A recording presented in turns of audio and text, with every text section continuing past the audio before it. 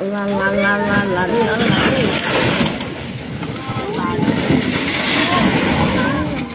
Tôi lúc tôi để nhớ cho tao à.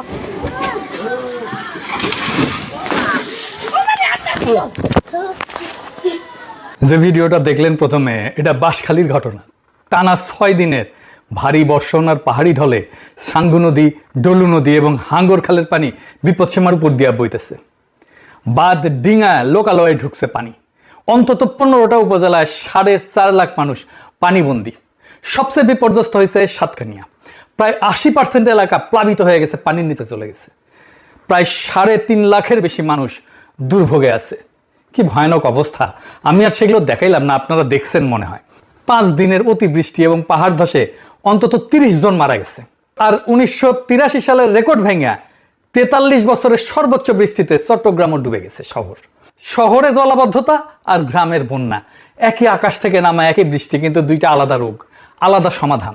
এই সাতকানিয়ার বন্যা স্থানীয়দের ভাষায় নতুন কিন্তু কিছু না।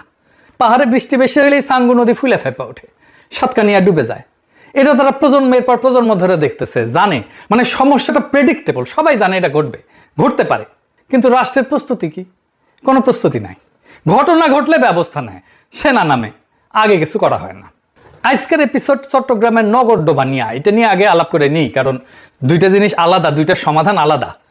চট্টগ্রাম নগরটা আমাদের বুঝে দেখা দরকার। চট্টগ্রাম ডোবে, বারবার ডোবে। চট্টগ্রাম আমাদের দেশের সবচেয়ে সুন্দর মহানগর, আমাদের বাণিজ্যিক রাজধানী। আমাদের জন্য গুরুত্ব ঢাকার পরেই চট্টগ্রামের। আমাদের কালচারাল ক্যাপিটালও চট্টগ্রাম, আমাদের ইকোনমির হৃৎপিণ্ড। এই চট্টগ্রাম আর চট্টগ্রামের কি অবস্থা দেখেন। এই জলাবদ্ধতার সমস্যা তো একদিনে শুরু হয় নাই, এটা বিকট আকার ধারণ করছে 2002 সাল থেকে। চট্টগ্রামের স্থানীয় এই সংবাদটা দেখেন, 2022 সালে প্রকাশিত। এডিটর সাহেব তারিখটা দেখান। তারা বলতেছে এই সমস্যা 2 দশকে প্রকট আকার ধারণ করেছে। সবচেয়ে গুরুত্বপূর্ণ শিরোনামটা আছে টাইটেলেই। এডিটর সাহেব একটা হাইলাইট করে দেন, চট্টগ্রাম উন্নয়ন কর্তৃপক্ষ জানেই না এই সমস্যা কেন হইতেছে। কি অবস্থা, আজব কাণ্ড। আসেন এটা বুঝে দেখি যে আসল সমস্যাটা কোথায়। 2006 সালে আমি বাংলাদেশে যে কোম্পানিতে কাজ করতাম আর কি, ওই সময় নতুন জয়েন করছি, 1 মাসও হয় নাই। রাতে চট্টগ্রামের ম্যানেজার ফোন দিল, গভীর রাতে, কান্না কান্না স্বরে কইতেছে, স্যার বৃষ্টিতে আমাদের ডিপো ডুবে গেছে, সব ওষুধ পানির তলে, আমরা কিছু করতে পারতেছি না। বুঝতে না বুঝতেই বন্যার মতো পানি এসে সব ডুবাই ফেলছে। কয়েক কোটি টাকার ওষুধ পানির নিচে। পরদিন অফিসে যায় খোঁজ নিলাম, বিড়ি গিচ্ছিরি অবস্থা। জিজ্ঞাইলাম, ওইখানে কেন ডিপো নিচ্ছেন আপনারা, পানি ওঠে জানেন না? কইল, স্যার জিন্দগিতে এই জায়গায় পানি ওঠে নাই, এবারই প্রথম। তার মানে প্রত্যেক বছর নতুন নতুন এলাকায় পানি উঠতেছে। আমার ছোটবেলায় চট্টগ্রামে অনেক সময় ধরে থাকছি। আমার বড় মামা থাকতেন চট্টগ্রামে ইস্পাহানি বিল্ডিংয়ে।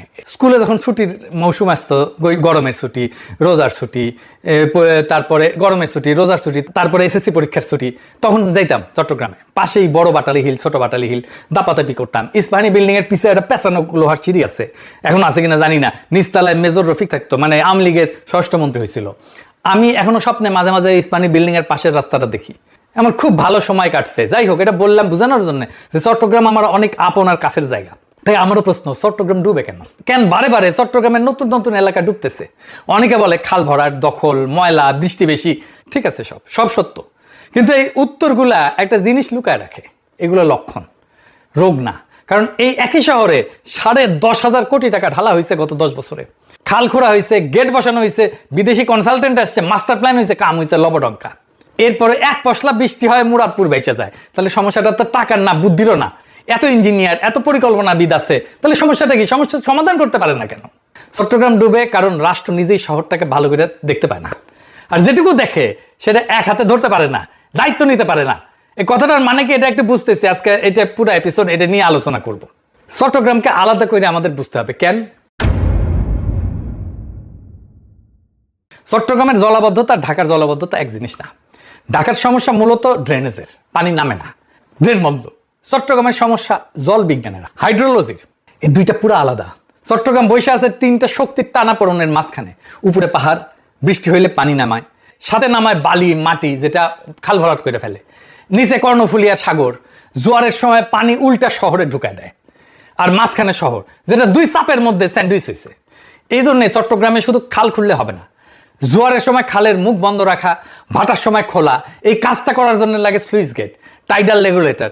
প্রকৃতি শহরকে এমন একটা বিশেষত্ব দিচ্ছে যেখানে টাইমিংই সব, কখন পানি ছাড়বেন, কখন আটকাবেন। আপনাকে খেলতে হবে প্রকৃতির সাথে, তার ইচ্ছার সাথে মিশে থাকার তরিকা বুঝতে হবে। কিন্তু প্রকৃতির সাথে খেলাটা কঠিন, অসম্ভব না। নেদারল্যান্ডের অর্ধেক দেশ সমুদ্রের নিচে, ঠিক আছে না দেশটা, এই টাইডাল ম্যানেজমেন্ট দিয়ে, তাইলে ওরা পারে, আমরা পারি না কেন? এইখানে প্রকৃতির খেলা আর রাষ্ট্রের কারিশমা। রাষ্ট্র পারে না, ওরা পারে, ওদের রাষ্ট্র পারে, আমাদের রাষ্ট্র পারে না। কেন পারে না? ওই যে কইছিলাম রাষ্ট্র যা দেখতে পায় না তা শাসন করতে পারে না। আর ধরেন আপনার বাসার সামনে নালাটা কার? সিটি কর্পোরেশনের, চিটাগাং উন্নয়ন কর্তৃপক্ষের, ওয়াসার, আপনি জানেন না। এবার এটাই মূল সমস্যার প্রথম সূত্র। যে কোনো রাষ্ট্র একটা জিনিস শাসন করতে পারে কেবল তখনই যখন সে জিনিসটাকে পরিষ্কার করে দেখতে পায়। কে মালিক, কার দায়িত্ব, সীমানা কোথায়, দখলটা কার। যে জিনিস রাষ্ট্রের চোখে ঝাপসা সেটা রাষ্ট্র নিয়ন্ত্রণ করতে পারে না, হালকার উপরে ঝাপসাইয়া যায়। এই ব্যাপারটা নিয়ে একজন চিন্তাবিদ আছেন, জেমস স্কট, রাষ্ট্রবিজ্ঞানের লোক। তার একটা কথা আসছে, রাষ্ট্র যা পড়তে পারে না তা শাসন করতে পারে না। ইংরেজিতে বলে লেজিবিলিটি, মানে পাঠযোগ্যতা। একটা জিনিস রাষ্ট্রের খাতায় স্পষ্ট করে লেখা না থাকলে কে মালিক, সীমানা কই, দায় কার, রাষ্ট্র সেই জিনিসটার উপর হাত রাখতেই পারে না। চট্টগ্রামের সমস্ত সমস্যা ঠিক এই জায়গাটায় বসে আছে, খাতায় ঝাকসা। তাই বাস্তবে এটা বেহাত হয়ে গেছে। এটা কেমন? চট্টগ্রামের 57টা খাল ঠিক এই ঝাপসা এলাকার মধ্যে পড়ে আর কি, হালকার উপরে ঝাপসা হয়ে গেছে। এটা খালের এক অংশ সিডিএ কাজ করে, চট্টগ্রাম উন্নয়ন কর্তৃপক্ষ, আর এক অংশে সিটি কর্পোরেশন কাজ করে। পানি প্রবাহের দায় আবার পানি উন্নয়ন বোর্ডের। আর নালার সংযোগ ওয়াসার। 4টা জায়গা, এক খাল 4 মালিক। আগে একটা সিনেমা ছিল, এক ফুল দো মালি, আর এই এক খাল তার মালিক 4টা। মানে আসলে কোনো মালিক নাই তো। আর যেখানে মালিকানাই ঝাপসা সেখানে দুইটা জিনিস অনিবার্যভাবে ঘটবে। এক নম্বর হইতেছে দখলদার ঢুকবে, কারণ দখলদার জানে যে খালের এই অংশটা কারো না। সে জানে তাকে থামানোর দায়িত্ব 4 জনের, মানে আসলে কারো না। চাকতাই খালের এক অংশ সিডিএর, আর এক অংশ সিটি কর্পোরেশনের। পানি প্রবাহের দায় হইতেছে পানি উন্নয়ন বোর্ডের। দখলদার এটা জানে, সে জানে এই জায়গাটা দখল করলে তাকে থামানোর দায়িত্ব একজনের না, 3-4 জনের। আর যেখানে দায়িত্ব একাধিক সেখানে বাস্তবে দায়িত্ব আসলে কারো না। প্রত্যেকে ভাবে ওইটা তো অন্য সংস্থার এলাকা।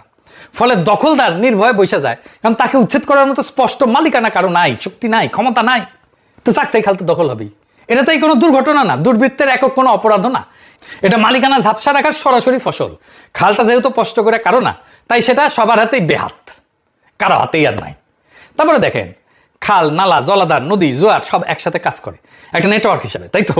একটার সাথে একটা যুক্ত তো। একটা সংস্থা খাল খোঁড়ে আর একটা সংস্থা ড্রেন বানায়, কিন্তু সমন্বয় নাই।